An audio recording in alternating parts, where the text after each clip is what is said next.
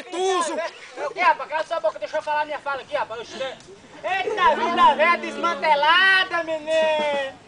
Menina, olha quem tá aí. Andresa, minha amada. O que é, Andresa? Nada. Oi. Isso é o que se pode chamar de uma frepa de uma mulher escorropichada. Mas deixa liberdade, seu Simão. Por causa dessa liberdade, já viu uma filha matar um pai. Oxê, que eu sou lá seu pai, Andresa.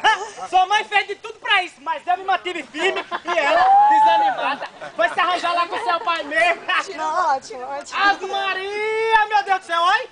Andresa, que cara é essa, oi? Ave Maria! Andresa, velha, tua cara velha de bicho, uma mistura velha de cobra com morcego com sapo hidrofóbico. Isso é a mãe que o que se parece!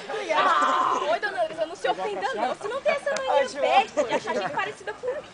Mas é uma mania inocente e não deixa de ser engraçada. Você que não parece.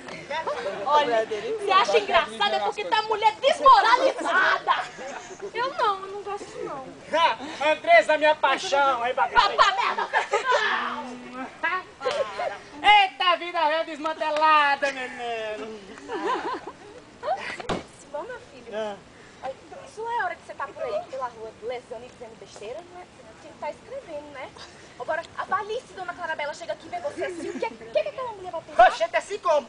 Oi, ela pode pensar que você é sem compostura. Ai, sem compostura, alto lá. Porque minhas pregas estão no canto e minhas costuras no lugar. Alto lá, Balxê. Simão, essa mulher gostou de seus versos, ela pode ser a nossa salvação. Oxente, salvação. Oi, salvação, oi. Salvação de quê, mulher? Salvação de quê?